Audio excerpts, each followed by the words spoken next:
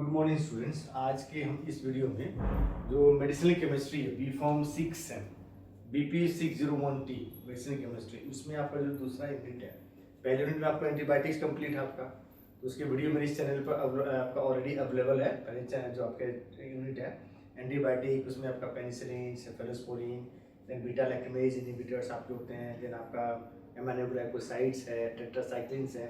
इन चारों पांचों के वीडियोस मेरे इस चैनल पर ऑलरेडी अवेलेबल है। उसके बाद जो दूसरा यूनिट है उस एंटीबायोटिक का कंटिन्यूएशन में आपका दो टॉपिक इसमें आपको मिलेंगे मिसलेनियस करके। तो एक आपका है मैक्रोलाइड और दूसरा आपका है क्लिंडामाइसिन क्लोरोफेनिकोल। एक मैक्रोलाइड और आपका क्लिंडामाइसिन क्लोरोफेनिकोल।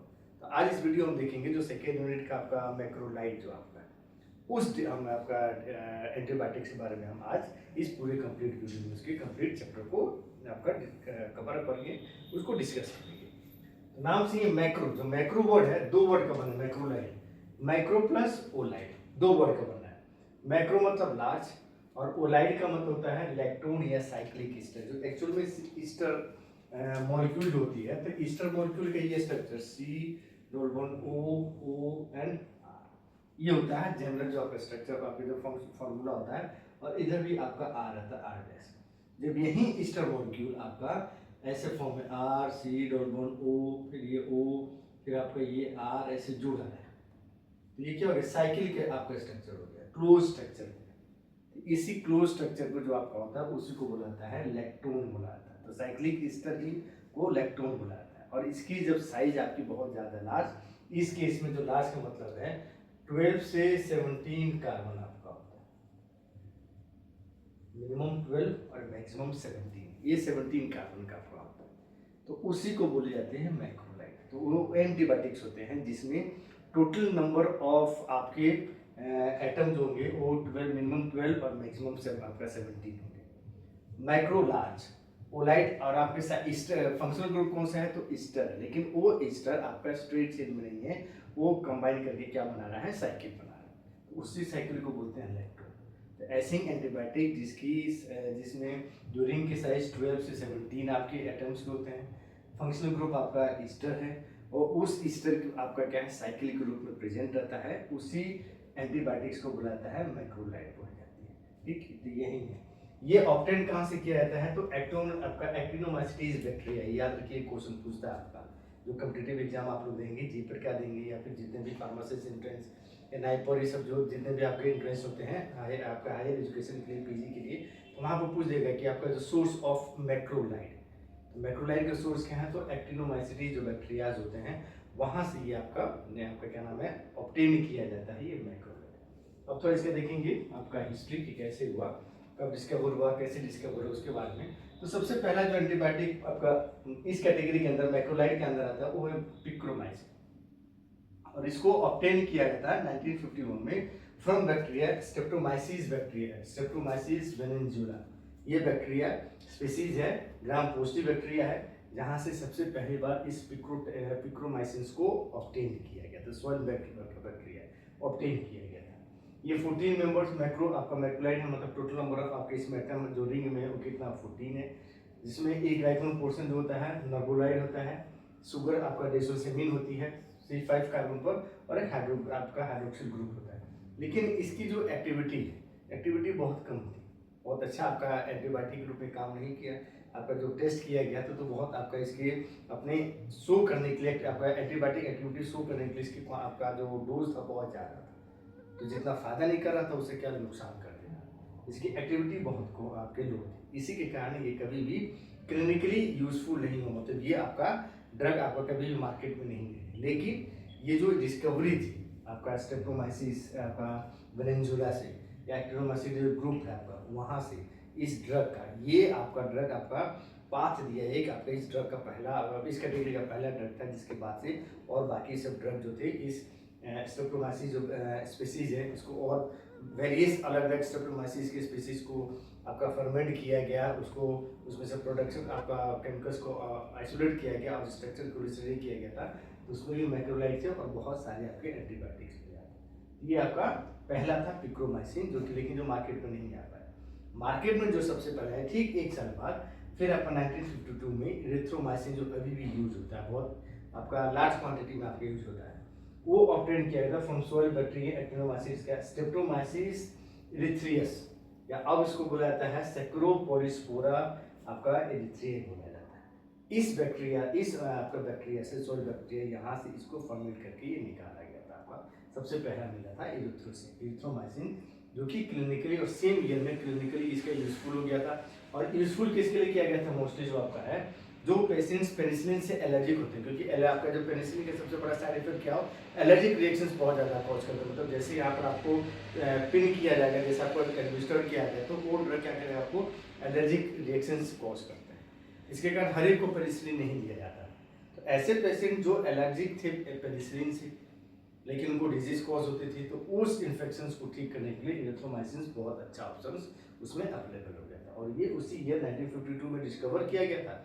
उसी ईयर में आपका क्या हो गया, ये आपका मार्केट में क्लिनिकली यूजफुल हो, क्लिनिकली यूज के लिए इसको आपका लॉन्च कर दिया गया। अब ये फ्रॉम उसके बाद 1952 फिर 1970 से लेके 1980 तक क्लेथ्रोमाइसिन, रॉक्सिथ्रोमाइसिन, एजिथ्रोमाइसिन, ये सेमी सिंथेटिक डेरिवेटिव्स हैं इस इरिथ्रोमाइसिन के, उसको ऑब्टेन किया गया था। और इरिथ्रोमाइसिन की सबसे बड़ा साइड इफेक्ट क्या था, ये एसिड जो जैसे हम आपका ओरली देते हैं तो आपके स्टोमक के जो एसिड कंडीशन है उसमें ये अनस्टेबल टूट जाता था, इसकी आपकी ओरल वायबिलिटी बहुत कम होती थी। तो उस चीज़ को दूर करने के लिए ये सेमी सिंथेटिक डेरिवेटिव बनाया गया था 1970 से 19 आपके 80 के बीच में क्लेथ्रोमाइसिन, रॉक्सिथ्रोमाइसिन एंड एजिथ्रोमाइसिन ये आपका डिस्कवर किया गया। यही इसकी हिस्ट्री है। और मैक्रोलाइड के ड्रग याद करने का सबसे अच्छा तरीका है, ये याद रखिएगा, CARE, clear. C for clarithromycin, A for azithromycin, R for oxythromycin और E फॉर इरिथ्रोमाइसिन। तो ये शॉर्ट फॉर्म है याद करने का, केयर। मैक्रोलाइड जो होते हैं, मैक्रोलाइड जो ड्रग सबसे ज़्यादा यूज़ किया जाता है अभी, और वो है केयर के नाम से याद रखिए कि C for clarithromycin, A for azithromycin, R for oxythromycin and E for erythromycin. So ये चार मेन आपके मैक्रोलाइड एंटीबायोटिक्स हैं जो बहुत ज़्यादा यूज़ किया जाता है। तो अब हम देखेंगे इसकी क्लासिफिकेशन और आपका केमिस्ट्री क्या है, मोड ऑफ एक्शन क्या है, कैसे ये काम करता है। अब देखेंगे इसमें केमिस्ट्री ऑफ मैक्रोलाइड। जो केमिस्ट्री आपका मैक्रोलाइड का, इसमें जितने भी मैक्रोलाइड है वही लिखा, all the macrolides contain common chemical features. क्या क्या होता है, पहली चीज macrocyclic lactone having 12 to 17 atoms, large ring होगा जिसमें मिनिमम 12 और मैक्सिमम कार्बन आपका 17 कार्बन एटम्स होते हैं। ठीक, ये आपका है मिनिमम 12 मैक्सिमम 17।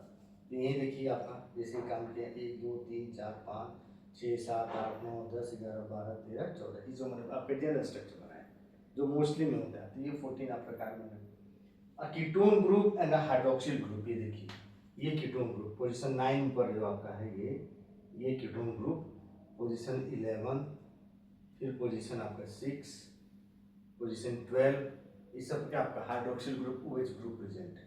तो ये हो गया। देन 1 और 2 एमिनो शुगर्स, जो कि आपका एमिनो शुगर प्रेजेंट इसमें होता है, उसको होते हैं डेसोसेमीन, और ये होता है मोस्टली पोजीशन 5। पोजीशन 5 ऑफ जो ये रिंग है, इस रिंग के पोजीशन 5 पर हमेशा एमिनो शुगर प्रेजेंट रहता है, और जो एमिनो शुगर इसमें प्रेजेंट रहते हैं मैक्रोलाइड में, उसको बोलाता है डेसोसेमीन। ये याद रखिए कि आपके जो कॉम्पिटिटिव एग्जाम होते हैं जीपैट के, आपके जो हाई आपका पीजी के लिए अलग अलग जो एंट्रेंस स्नाइपर का अलग अलग एंट्रेंस एग्जाम होता है, उसमें ये पूछ देता है यहाँ पर आपका। फिर जो फार्मासिस्ट वेरियस आपका फार्मासिस्ट आपके एंट्रेंस एग्जाम होते हैं गवर्नमेंट पोस्ट के लिए, वहाँ पर ये पूछ देता है कि जो आपका basic sugar molecule present in the macrolide, तो आपका कौन सा डेसोसेमीन होती है। देन उसके बाद आपका जो पोजीशन 3 है, इस पोजीशन 3 पर न्यूट्रल और डीऑक्सी शुगर जो क्लेडिनोज होता है, इस हमेशा इसमें कौन सा होता है, डीऑक्सी मतलब ऑक्सीजन हट गया रहेगा, न्यूट्रल शुगर रहेगा। ठीक, और वो कौन सा रहता है, क्लेडिनोज आपका रहता है। ये भी इंपॉर्टेंट है, ये दो बहुत इंपॉर्टेंट पॉइंट है। ये पूछता है कि कौन से शुगर्स आपके प्रेजेंट है, the amino sugar present, the neutral sugar present in macrolide. तो एमिनो शुगर जो प्रेजेंट होता है वो है आपका डेसोसेमीन, और जो न्यूट्रल शुगर प्रेजेंट रहता है वो है आपका क्लेडिनोज। एंड देन उसके बाद dimethyl amino moiety on amino sugar residue resulting in basicity of the compound. मतलब जो ये डेसोसेमीन आपका जो अमीनो शुगर होगा, यहाँ पर आपका डाइमिथाइल अमीनो मतलब N, और इसके साथ CH3 ऐसे ग्रुप आपका प्रेजेंट रहता है।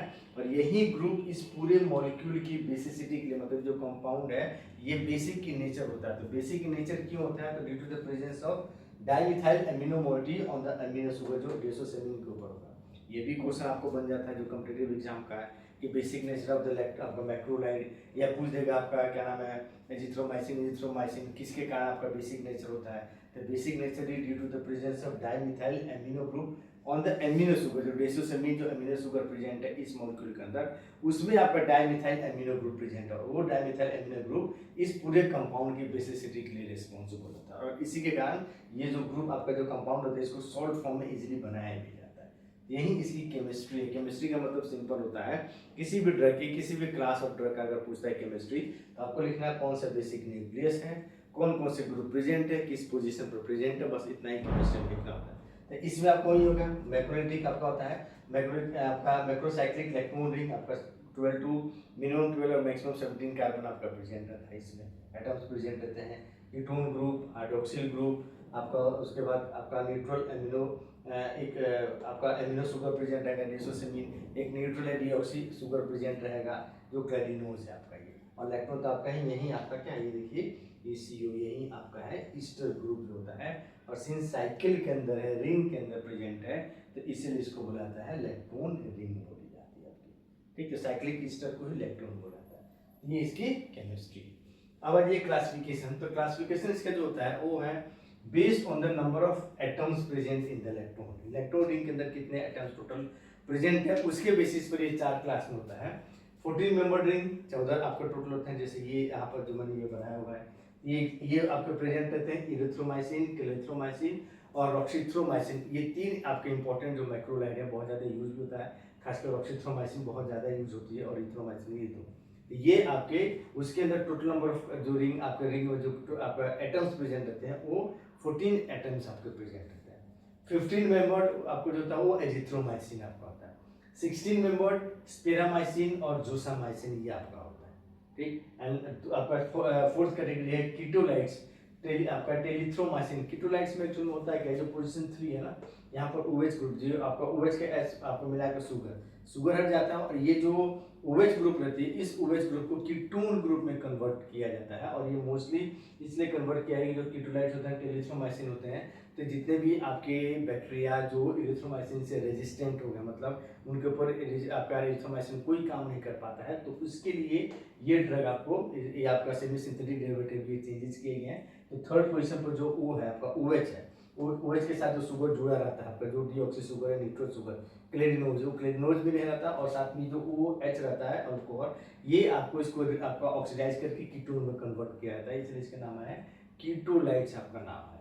ये 4 कैटेगरी में इसको क्लासिफाई किया जाता है based on the number of atoms कितने प्रेजेंट है। मोड ऑफ एक्शन, ये मोस्टली इनका मोड ऑफ एक्शन होते हैं बैक्टीरियोस्टैटिक इन नेचर, मतलब बैक्टीरिया को किल नहीं करेंगे, उनकी ग्रोथ को रोक देते हैं। और कैसे ग्रोथ को रोकते हैं, तो जो आपकी प्रोटीन सिंथेसिस होती है उस प्रोटीन सिंथेसिस को क्या करते हैं, ये प्रोटीन सिंथेसिस को इनहिबिट करते हैं। अब प्रोटीन सिंथेसिस को कैसे इनहिबिट करते हैं, आपका जो प्रोटीन जो सिंथेसिस होता है वो कहाँ होता है, राइबोसोमल आरएनए में। राइबोसोमल आरएनए के जो स्ट्रक्चर रहता है ना ऐसे होता है, ये लार्जर पोर्शन, ये जो होता है 50S होता है, और ये होता है 30S होता है। ऐसे यहाँ पर आपका mRNA, जिसमें मैसेज आपका कोड रहता है कि कौन सा एमिनो आपका प्रोटीन बनाना है, उसमें किस आपके सीक्वेंस में एमिनो एसिड्स रहते हैं, ये सारे इन्फॉर्मेशन mRNA में DNA से वो ले लेता है, उसके यहाँ पर आता है आपका rRNA में आता है। फिर यहीं पर ये 3 साइड होती है ऐसे, ये साइड P साइड, इसको E साइड बोलते हैं, इसको P साइड बोलती है, E आपका E साइड, A फॉर आपका acceptor side, P for peptidyl transferase side, और E फॉर एग्जिट साइड होता है। अब जैसे ये आपका एमिनो एसिड आपका mRNA के पास आपका सीक्वेंस है, इस सीक्वेंस के अनुसार tRNA जो होता है, 3 तरह का RNA होते हैं, mRNA, tRNA, RNA। M messenger RNA जो DNA से क्या करता है, मैसेज को लेता है कि कौन सा प्रोटीन बनाना है, क्या सीक्वेंस में, इसमें एमिनो एसिड्स होते हैं। tRNA ट्रांसफर नाम से ट्रांसफर, वो क्या काम करता है, जो एमिनो एसिड्स हमारे डिफरेंट सेल्स में स्टोर रहते हैं वहाँ से एमिनो एसिड्स इस rRNA के लिए आता है, और राइबोसोमल RNA जहाँ पर प्रोटीन की एक्चुअल सिंथेसिस होती है। तो यहाँ पर ये tRNA क्या करेगा, एमिनो एसिड्स को ले आएगा और ट्रांसफर कर देगा A साइड्स पर। A साइड से फिर ट्रांसफर होता है आपका क्या नाम है P साइड्स पर, जहाँ पेप्टिडाइल ट्रांसफरेज एंजाइम होता है, जहाँ पर इसका काम होता है एक एक जो एमिनो एसिड लाइन उसको जोड़ के आपको क्या नाम है जोड़ के आपको प्रोटीन की सिंथेसिस करना, पूरे पूरे पेप्टाइड चेन को कंप्लीट करना।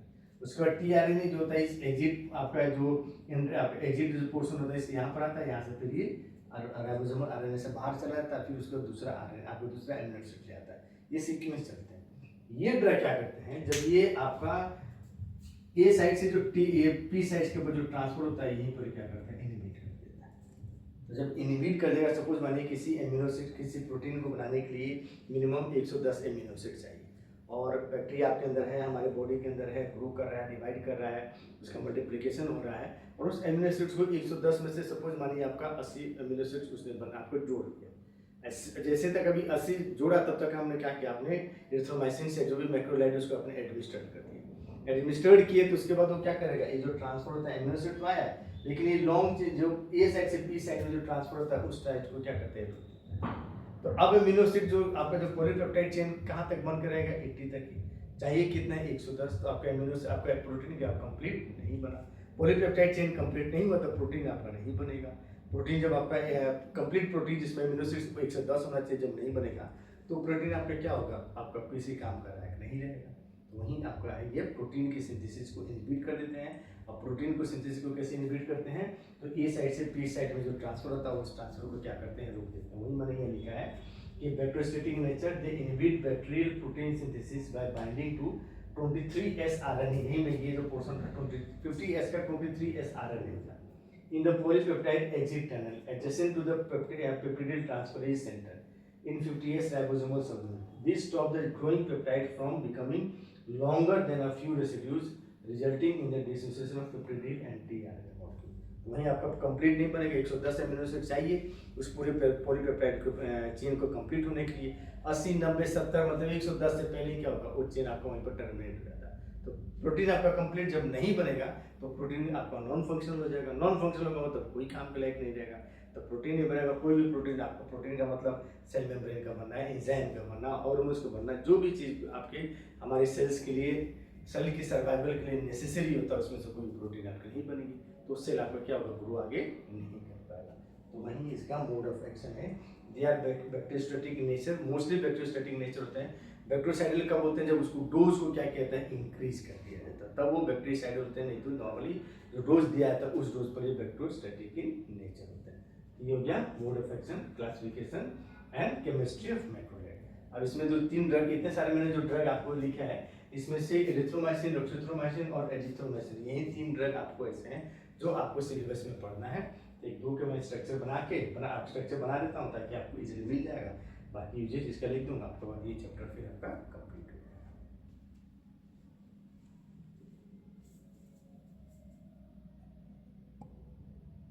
अब इसमें हम देखेंगे लास्ट आपका ये है मैक्रोलाइड के थेराप्यूटिक यूजेस।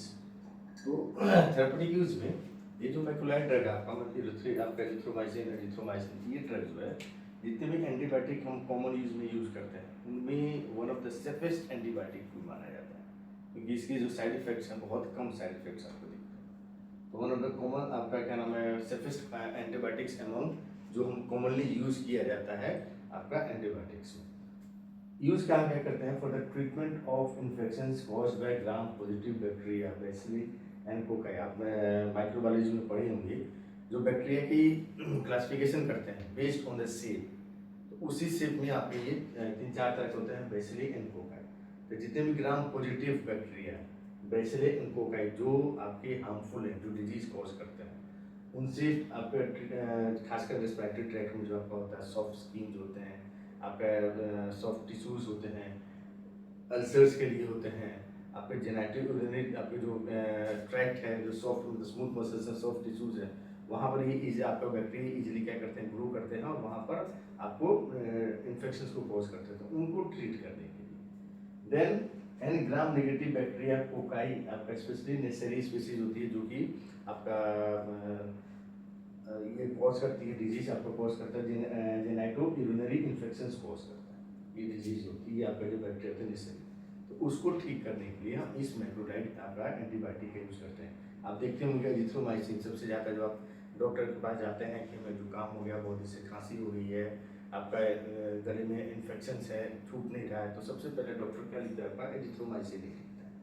तो ये सबसे ज़्यादा रेस्पिरेटरी सिस्टम में यूज़ किया जाता है। जो मैक्रोलाइड आपका है वो आपका अपर रेस्पिरेटरी सिस्टम हो या आपका डिपर मीन्स लंग्स में भी अगर इन्फेक्शन होता है तो एजिथ्रोमाइसिन को लिखा जाता है। तो ये इसकी आपका क्या नाम है, आपका थेरापेटिक यूजेज है, मतलब कहाँ का। तो ग्राम पॉजिटिव बैक्टीरिया जो बेसिलस कोकाई जो आपका डिजीज कॉज करते हैं, ग्राम नेगेटिव बैक्टीरिया कोकाई स्पेशली आपका जैसे ये जो आपके इनसे जो डिजीज कॉज होते हैं कौन कौन से होते हैं, रेस्पिरेटरी ट्रैक्ट आपका अपर एंड लोअर, मतलब आपका जो ब्रोंकियोस हो गया, ट्रैकिया हो गया, लंग्स हो गया, उन सब के लिए। देन आपका सॉफ्ट टिश्यूज इन स्किन इन्फेक्शंस होते हैं, जेनेटिक इन्फेक्शंस होते हैं, एंड गैस्ट्रिक अल्सर जो क्लिनेथ्रोमाइसिन है ना, क्लिनेथ्रोमाइसिन आपका जो गैस्ट्रिक अल्सर कॉज होता है एच पाइलोरी से, बैक्टीरिया है एच पाइलोरी, इस बैक्टीरिया को किल करने के लिए ये क्लिनेथ्रोमाइसिन को यूज किया जाता है। आपका पेप्टिक अल्सर के जो आपका पेप्टिक अल्सर को ठीक करने के लिए जो आपका मेडिसिन यूज करते हैं मेडिसिन में, उसमें क्लिनेथ्रोमाइसिन भी रहता है और इसी कैटेगरी का है। ये दो ड्रग मैंने आपको यहाँ पर दिया है, स्ट्रक्चर लिखा है एजिथ्रोमाइसिन का। एजिथ्रोमाइसिन जो सबसे ज़्यादा कॉमन यूज किया जाता है उसको मैंने लिखा है। यही देखिए यहाँ पे स्टार्टिंग करेंगे 1 2 3 4 5 6 7 8 9 10 11 12 13 14, ठीक। और यही जो है आपका ये डेसोसमीन जो आपको बताया था केमिस्ट्री में स्टार्टिंग की इस वीडियो के, ये एमिनो सुगर्स ने, यही आपका डेसोसमीन जो है एमिनो सुगर, ये देख आपका है डायमिथाइल एमिनो ग्रुप जो बेसिसिटी के लिए रिस्पॉन्सिबल है। यहाँ पर ये देखिए थर्ड पोजीशन पर आपका क्या है, ये न्यूट्रल, ये न्यूट्रल आपका शुगर से, आपका शुगर, ठीक है। डीऑक्सी यहाँ पर ऊपर चला था तो आपका डीऑक्सी हो गया। तो ये आपका क्या नाम है एरिथ्रोमाइसिन से, इसका मैंने यूज करते हैं used in the treatment of respiratory and skin infections caused bye streptococci आपका हीमोफाइलस स्टेफिलोकोकाई, इनसे जो बैक्टीरिया इनसे जो कॉज होती है आपकी डिजीज खासकर रेस्पिरेटरी सिस्टम की और स्किन इन्फेक्शंस, उसके लिए यूज करते हैं। जब आपका आया एजिथ्रोमाइसिन, एजिथ्रोमाइसिन को दूसरा नाम बोलते हैं एजेलाइड, ये सब याद रखिएगा। जो आपके कॉम्पिटिटिव एग्जाम होते हैं वहाँ पर पूछता है कि azithromycin is also known as, तो एजिथ्रोमाइसिन को एजेलाइड बोलते हैं। इनका भी देख लीजिए आपका जो 1 2 3 4 5 6 7 8 9 10 11 12 13 14 एंड 15। तो क्लासिफिकेशन किए थे इस वीडियो में, सुबह देखेंगे क्लासिफिकेशन ऑफ इस मैक्रोलाइड के किया गया था, तो 14 15 16 नंबर। तो एजिथ्रोमाइसिन 15 नंबर की में देखिए उसमें एक एग्जाम्पल हमने लिखा, ये 15 नंबर आपका, ठीक। उसके बाद देखिए यहाँ पर एक नाइट्रोजन यहाँ पर आपका जुड़ जाता है, ठीक है। आपका ये सेम चीज, ये जो आपका स्ट्रक्चर है एनएन डाइमिथाइल, आपका एनएन डाइमिथाइल एमिनो ग्रुप जो है आपका डेसोसमीन एमिनो शुगर, ये आपका हो गया न्यूट्रल शुगर हो गया, क्रेटिनोज, ये न्यूट्रल शुगर यहाँ पर प्रेजेंट है थर्ड पोजीशन पर। तो हमेशा ध्यान दीजिएगा थर्ड एंड फिफ्थ, थर्ड पर जो आपका होता है केमिस्ट्री में भी आप जोड़ सकते हैं, थर्ड पोजीशन पर जो डीऑक्सी शुगर जो प्रेजेंट रहता है, न्यूट्रल शुगर जो रहता है क्रेटिनोज, वो थर्ड पोजीशन पर रहता है।